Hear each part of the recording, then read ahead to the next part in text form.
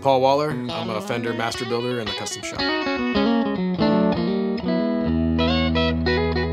Working with Guitar Center has been awesome. You know, the first Imperial Arc guitars, it was a huge collaborative effort. They brought specs to us, and Dale and I and GC all sat down and kind of hammered these guitars out, and they turned out great. And they were so successful, they wanted to do it again. So what happened was the same cast of characters come out, and we all go out to lunch, and we say, hey, let's do it again. What do you guys think? And we were like, yeah, that's awesome. And I said, you know, how about a Tele? You guys want to do a Tele? And they're like, heck yeah, let's do a Tele, but a different guitar, so that we're not just pedaling the same thing. So this is exactly that. It's the same family of guitar. You got this kind of the same guts and the same idea, the concept, but it's just elaborated and done in a different fashion.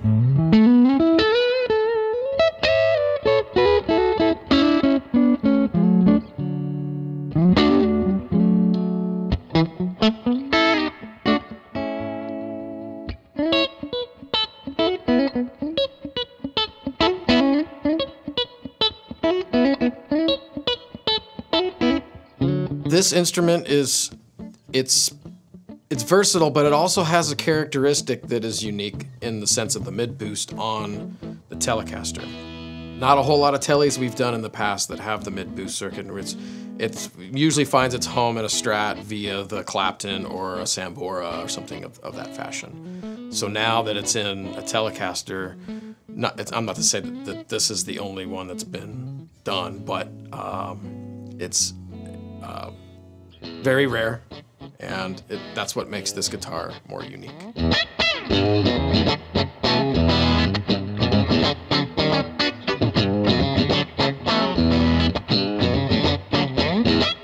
This guitar, the platform is 1972 Telecaster.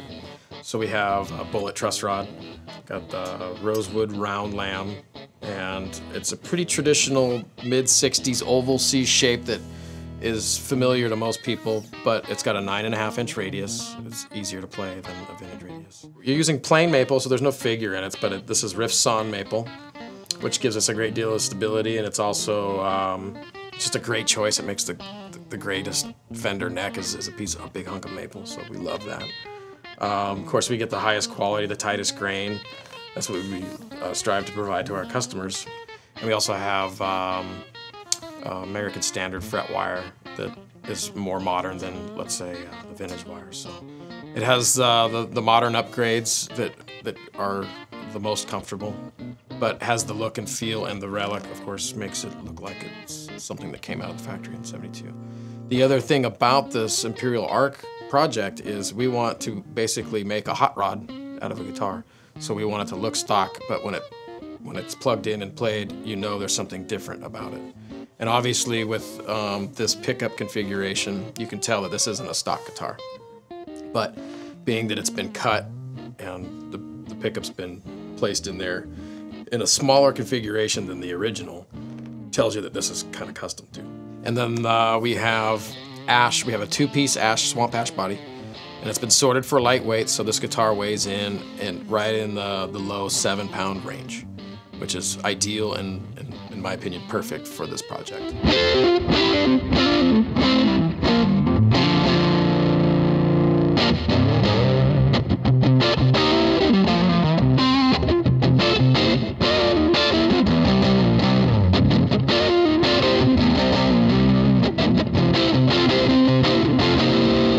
For this Imperial Arc 72 Telecaster, you have your traditional 3-way toggle, and this looks like a stock pickguard, with the exception of this hole is smaller and grabbing this smaller pickup. Underneath the pickguard is a preamp and a 9-volt battery that has to be changed, obviously. And you know, the discussion was, do we want to put a flip-up battery compartment and deal with that and have it fall out?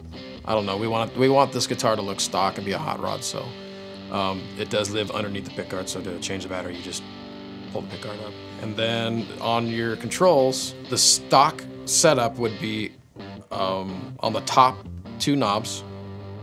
Front facing is volume, and tone is in the rear.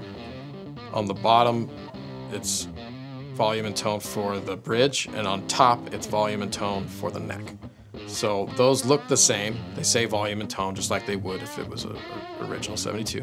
I've kept both master volumes the same, so that we have our neck master volume and our bridge master volume. And I've made this bottom tone control the master tone, so there's only one tone control now. And the upper tone control is now your mid boost. So this is how you adjust your hot rod right here. This setup, just like the other Imperial Art guitars, is a 12 dB boost, which is half of what an Eric Clapton signature model is. So this combination is the Broadcaster bridge pickup, and this is a hand-wound pickup by Josefina. And this is a Seymour Duncan SH1. This is a pretty low output, pretty standard, kind of like a 1959 pickup. Pretty typical of what we put in our single hum Strats, and maybe like a no-caster blonde Telecaster with a humbucker in the neck position. So that would be a familiar sound to most people, but you're again adding the hot rod.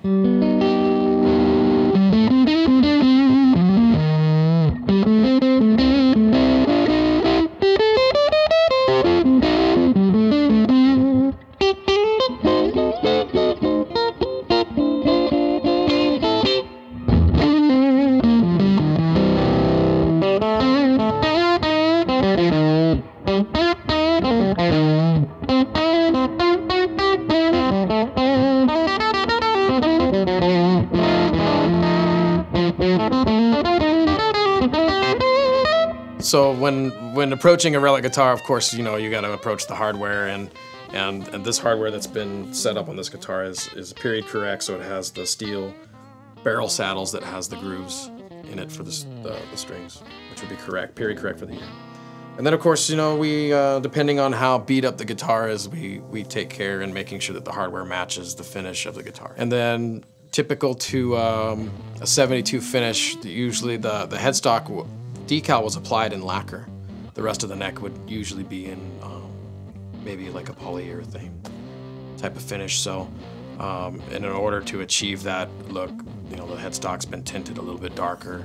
And then of course for comfort and feel, the finish has been removed from the back of the neck, and then the color over color, custom color setup has been applied to give the effect that these were sunburst bodies that were sprayed different colors. And then of course for the aesthetics of this guitar, what makes this unique as well is I have done this open pickup cover, and I've done this H-Proloid plastic top piece that shows through the cover, so you get this ring and this kind of cool,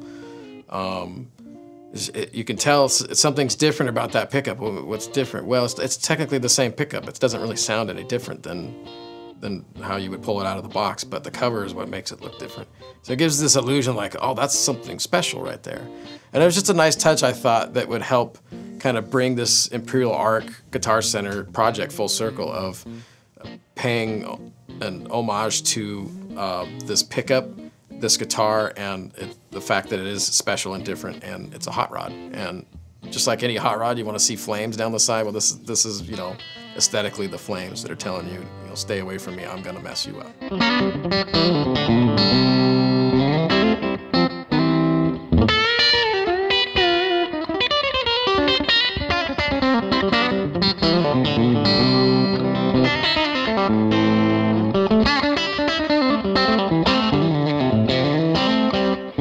So everything that's on the Imperial Arc guitars is vintage colors that we offer in the catalog.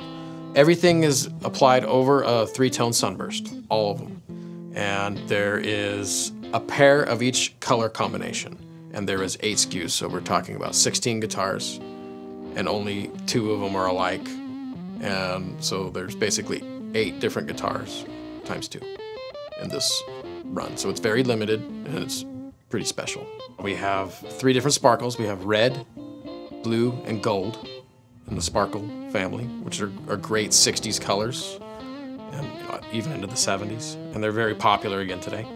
And then we also have, and these are all colors that GC picked to put on this Imperial Art collection. And they're very reminiscent of the first family of guitars that were produced as well. And the other catalog colors that are on this batch are Sonic Blue, there was Lake Placid blue, candy apple red, and candy tangerine. And they're all great combinations when you see the sunburst popping through in a few spots that's specifically chosen.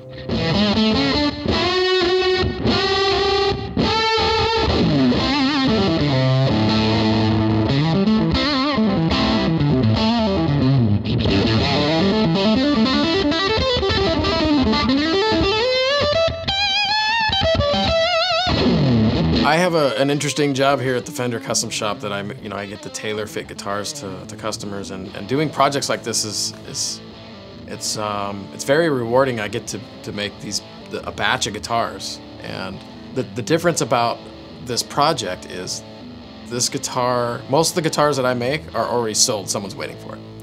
This one, a retail store has approached us and said, we already know we can sell this guitar.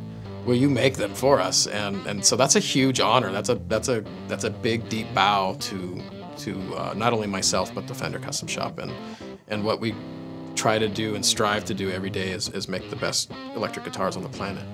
And so this gives us a great deal of pride to be able to partner with Guitar Center and make this Imperial art collection a second time. So I'm just happy to be a part of this project.